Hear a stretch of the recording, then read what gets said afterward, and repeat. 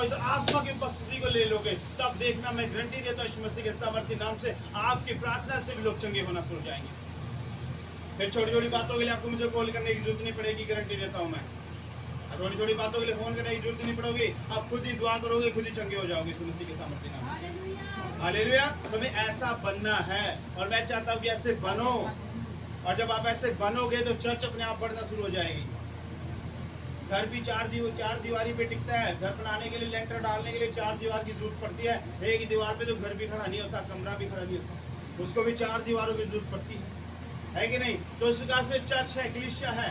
Church में अकेले पादरी से खड़ी नहीं होती, अकेले पादरी के दम पे नहीं बनती। पादरी को भी हेल्परों की, पिलरों की जरूरत पड़ती है, दीवारों की जरूरत पड़ती है। हालेलुया।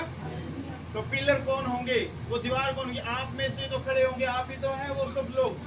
चर्च के पिलर भी आप हो, चर्च की दीवार भी आप हो, चर्च की नींव भी आप हो, और आपके ऊपर ही परमेश्वर अपनी कलीसिया स्थापित करेगा, और आपके ऊपर ही परमेश्वर अपनी कलीसिया बनाएगा। हालेलुया।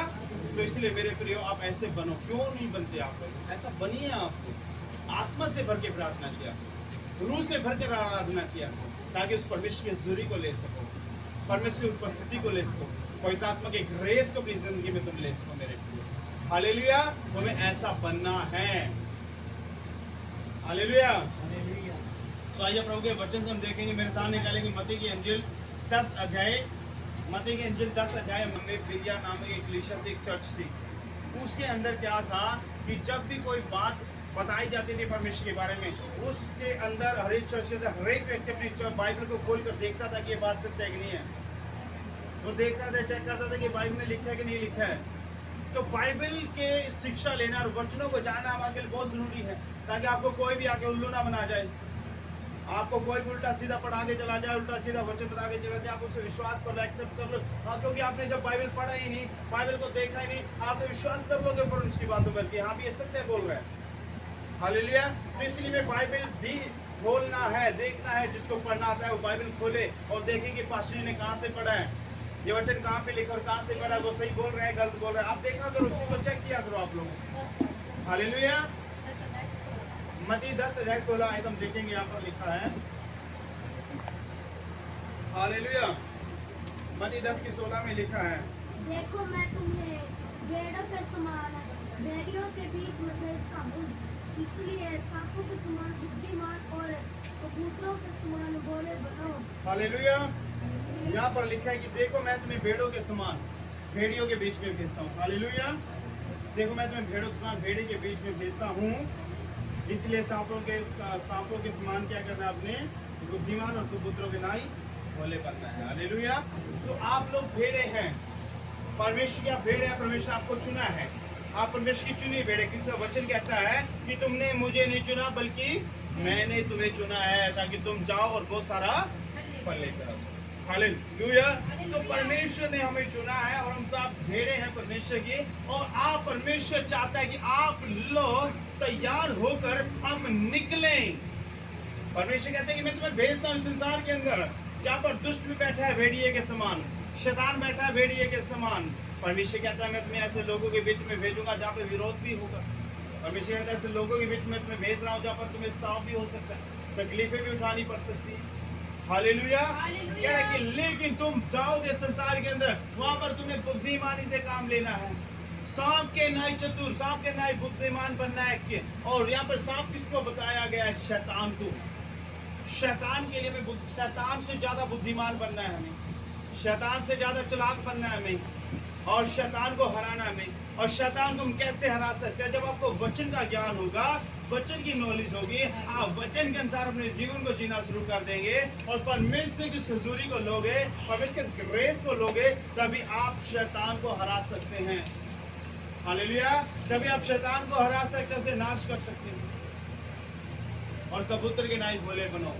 कह रहे हैं कि परमेश्वर धन्यवाद करते हैं, आपने शैतान के लिए चालाक बनना है, शैतान के लिए क्या बनना? चालाक बनना है, और इस संसार के लिए क्या है? भोले बन जाना है। सब लोग के सामने भोले भी बन के रहें, लेकिन शैतान के लिए चालाक बनना है, ताकि शैतान को हम हरा के, उसकी योजना को हम कैंसिल करके, उसकी सारी योजना को हम फेल कर सके।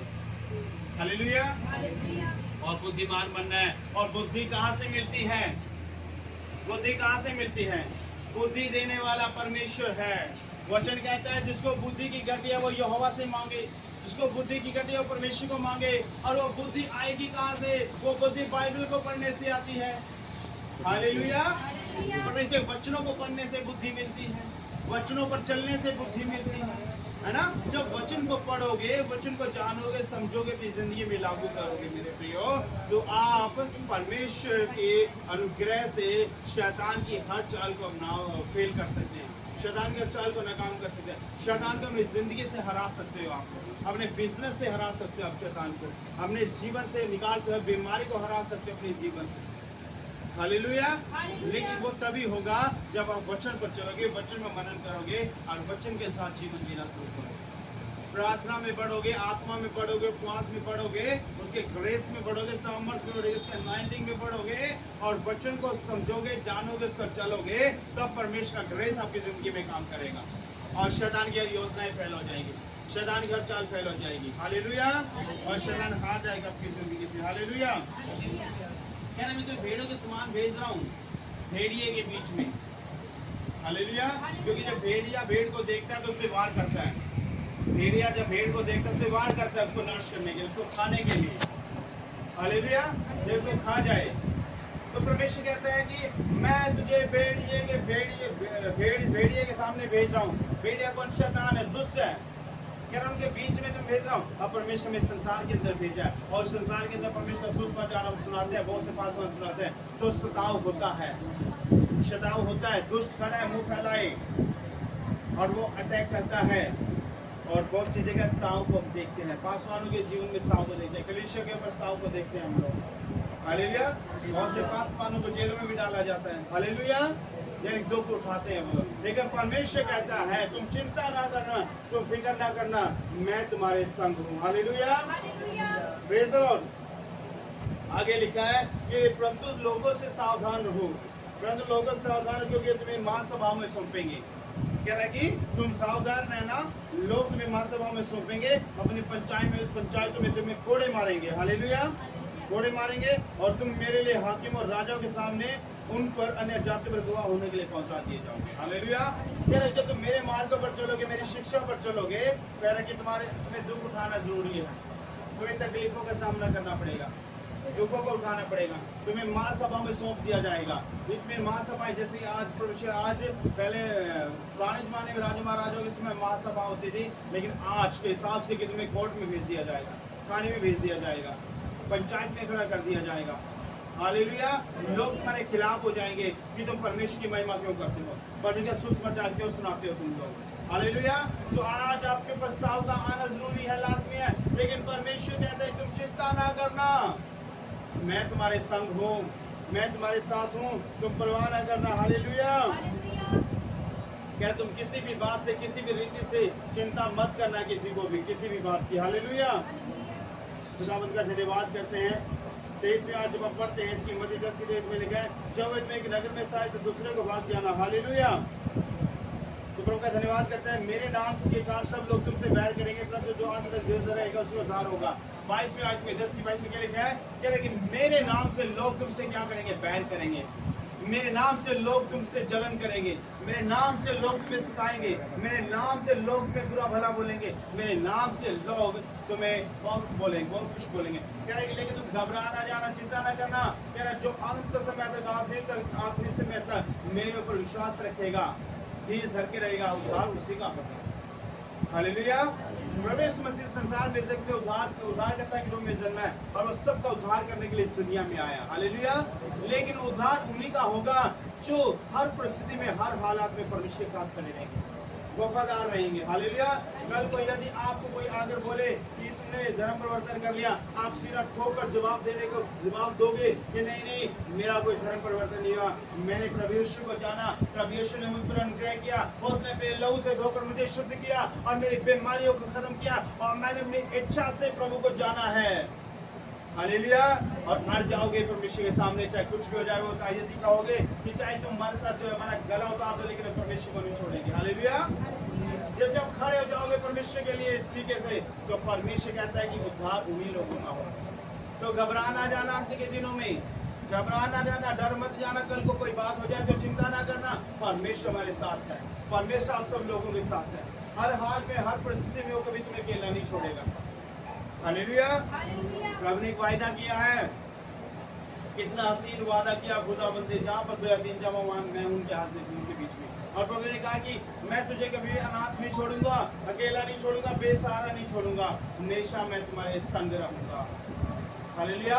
और तुम्हारे लिए एक ऐसा मददगार भेजूंगा, एक ऐसा सहायक भेजूंगा जो हमेशा तुम्हारे संग रहेगा। हालेलुया।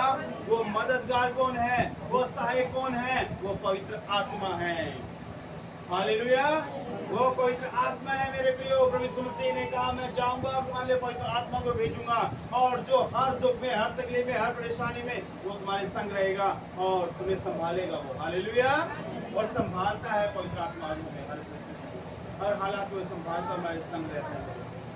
हालेलुया। तो इसलिए खुदा का धन्यवाद के दिनों में घबराना नहीं है, चिंता ना करना, डरना नहीं है। अंत के दिन बहुत भयानक हैं, अंत के दिन बहुत भयानक आने वाले हैं। अंत के दिनों में बहुत कुछ ऐसा होने वाला है कि बहुत से लोगों का प्रेम भी ठंडा पड़ जाएगा मसीह लोगों का। बहुत से लोग डर के मारे वापस में भाग जाएंगे छोड़कर परमेश्वर मसीह। लेकिन जो परमेश्वर को थाम लेगा मजबूती के साथ, परमेश्वर कहता है कि वो उद्धार उसी का होगा, और परमेश्वर बाल विवाह का उसका नहीं होने देगा। हालेलुया। तो इसलिए चिंता ना करना, घबराना नहीं है, डरना नहीं है, खड़े रहना, बने रहना, अड़े रहना। हालेलुया। जिस प्रकार कभी पहाड़ को देखा होगा आपने, पहाड़ जब खड़ा होता है एक जगह पर और पहाड़ अपनी जगह से हिलता नहीं है, कहेंगे जब तूफान आता है, आंधी आती है, बारिश आती है और तेज तूफान चलता है, यहाँ तक कि पेड़ भी मोटे मोटे पेड़ भी गिर जाते हैं उखड़कर। लेकिन कभी क्या किसी पहाड़ को उखड़ते हुए देखा आप लोगों ने? पहाड़ खड़ा रहता है मजबूती की तरह, चट्टान पर टकराता है। आंधी आएगी पहाड़ से टकराएगी, वापस चली जाएगी, बारिश आएगी पहाड़ से टकराएगी, चली जाएगी, लेकिन वो पत्थरों का पहाड़ एक जगह पर स्थिर बना रहता है, क्योंकि उसकी जड़ मजबूत है, वो मजबूत है, वो ताकतवर है, वो बलशाली है, इसलिए उसको हिला नहीं पाती। तो इसी प्रकार से आप एक चट्टान, एक पहाड़ बन जाए, पहाड़ की तरह बने, कि ताकि आपकी जिंदगी में जब दुख आए, तकलीफ आए, वो आपके साथ टकराए और वापस चले जाए शर्मिंदा होकर। शैतान आपकी जिंदगी में हर मुंह की खाकर वापस जाए, ऐसे बन जाए आप लोग। हालेलुया। और परमेश्वर के साथ अपने संबंध को मजबूत करें, परमेश्वर के साथ अपने रिलेशन को मजबूत करें मेरे प्रिय। हालेलुया। परमेश्वर आपके संग है, परमेश्वर आपके साथ है, वो कभी भी आपको अकेला नहीं छोड़ेगा, तन्हा नहीं छोड़ेगा, बेसहारा नहीं छोड़ेगा। वो सब जानता है मेरे प्रिय, वो सब जानता है, आपके हालातों को जानता है, आपकी सारी प्रॉब्लम्स को जानता है, सारी सब कुछ जानता है। वो कुछ भी छिपा ढका नहीं है, वो सब जानता है। हालेलुया। वो सब जानता है, आपको बताने की भी जरूरत नहीं है उसको, बस हमें सिर्फ खड़े रहने की जरूरत है। हालेलुया। Praise the Lord. इसलिए लिखा है मत्ती 10:26 में, इसलिए मनुष्यों से मत डरना, क्या लिखा है? इसलिए मनुष्य से मत डरना, क्योंकि कुछ भी ढका नहीं जो खोला ना जाएगा, और ना कुछ छिपा जो जाना ना जाएगा। हालेलुया। परमेश्वर कहता है इसलिए तुम चिंता ना करना, डरना नहीं, घबराना नहीं, मनुष्य से मत डरना। मनुष्य तो तुम्हारे शरीर को घात कर सकता है, लेकिन डरना तो उस परमेश्वर से जो तुम्हारी आत्मा को भी घात कर सकता है। शैतान हमारी आत्मा को घात नहीं कर सकता, शैतान हमारी आत्मा को चोट नहीं पहुंचा सकता, है ना। लोग हमें चोट नहीं पहुंचा, हमारी आत्मा को चोट नहीं पहुंचा सकते। लोग हमारे शरीर को चोट पहुंचा सकते, लेकिन हमारी आत्मा को चोट नहीं पहुंचा सकते। वो हमारे शरीर को नाश कर सकते हैं, लेकिन हमारी आत्मा को नाश नहीं कर सकते। इसलिए हमें अपनी आत्मा को बचाना है। हालेलुया। इसलिए सिर्फ परमेश्वर से डरना है, किसी मनुष्य से नहीं डरना, वो जीवित परमेश्वर से डरना, और जिंदा सर्वशक्तिमान का प्रधान परमेश्वर से डरना है। हर हालात में, हर परिस्थिति में वो आपके संग रहेगा। हालेलुया। कभी भी आपको अकेला नहीं छोड़ेगा, मेरे अनाथ नहीं छोड़ेगा, बेसहारा नहीं छोड़ेगा। आप उसके लिए स्टैंड लेंगे, वो आपके लिए स्टैंड लेगा। आप उसको इज्जत दोगे, वो आपको डबल इज्जत दिलाएगा समाज में। आप उसका आदर करोगे, वो आपको डबल आदर दिलाएगा समाज में। हालेलुया। ये सच्चाई है। तो प्रभु का धन्यवाद करता है, कुछ भी छिपा नहीं है, सब परमेश्वर देखता है। तो आपका कुछ भी ढका हुआ नहीं तो परमेश्वर बोल जा सके, वो सब कुछ देख सकता है, आपके हालात को देख सकता है। हालेलुया। इसीलिए हर संडे चर्च में आए, प्रभु की महिमा करने के लिए आए, प्रभु की प्रेजेंस में आए। हालेलुया। आप मनुष्य से छुपा सकते, लेकिन परमेश्वर से नहीं छुपा सकते आप लोग, परमेश्वर देखता है। हालेलुया। वो संडे को जानता है कि कौन जानबूझ के नहीं आया और कौन मजबूरी थी। परमेश्वर स्वर्ग से ऊपर एक सीसीटीवी कैमरा लगा है, क्यों देखो है ना बिल्कुल, एक सीसीटीवी कैमरा लगा ऊपर।